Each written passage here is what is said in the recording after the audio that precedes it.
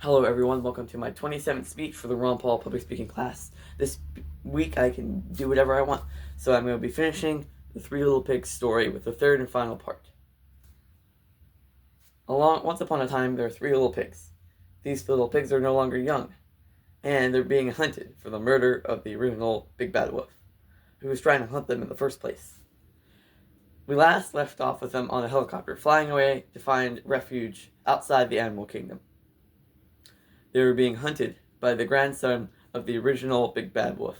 His name is Scratch. And they didn't realize that Scratch actually hopped into a plane and started chasing them. So while they're flying the helicopter, Scratch, he had missiles on his plane. Now I want you to remember, I want you to realize that when the three little pigs were younger, they didn't have this technology. So this technology came around when they were older. So he was flying the plane, shot missiles at their helicopter. They hopped out of the parachutes, and the oldest brother out of the three, Oink, with Snout, Oink, and Hoof. Hoof said, "Split up!" So they opened their parachutes and fell on actually the materials of their old houses. Which is kind of crazy because their materials were blown away from the wolf a long time ago.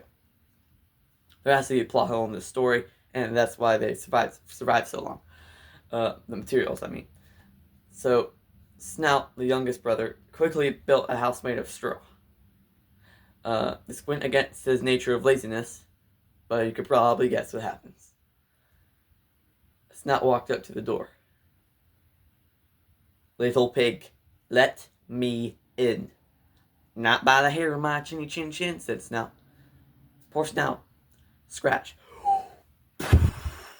blew the house down. By now, Snout was so tired that he couldn't walk anymore. He tried his best but collapsed on the ground, and he was devoured by Scratch. Scratch said, "Well, that's one piggy down, two more to go. Avenging my grandfather has never been this fun." And then he went forward to see the log hut that Oink had constructed. Now, Oink, being a quick pig, was trying to build a sort of rock barrier around his wooden house. However, he didn't have time to finish that. Went inside the house and stood to get back against the door, like making sure that he couldn't blow the house over. However, "Little pig, let me in." "Not by the hair of my chin chin chin," said Oink. Poor Oink.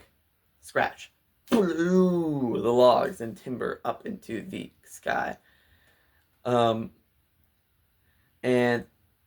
Oink, well, he got eaten too. There was just one piggy left, the smartest, best, and bravest of them all, Hoof. So Snout walked up to the door. Actually, no. He had to walk a long way away. Because in the original tale, the wooden house was a long way away from the bricks. And since they never got to blow the bricks over, Hoof had a supply of bricks with him on his parachute. So he had thought ahead. And out of this supply of bricks, he was able to create a mansion. Yet another plot hole. Anyway, he walked up to the door. He knocked on the door. There was no answer. So what did Scratch do?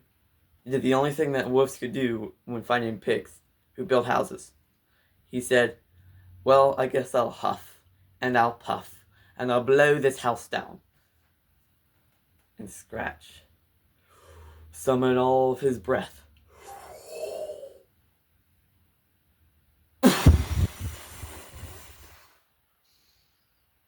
And he blew it down.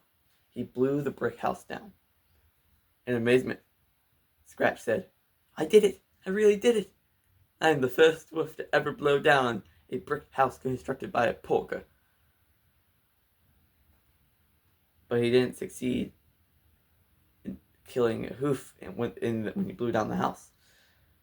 Where was Hoof? He turned around, and Hoof was right there. Apparently, he forgot to think that Hoof had a backup plan, which Hoof did. So he opened a trap door, which made Scratch fall into a pit of dynamite. And he blew up the dynamite. killing Scratch in the process.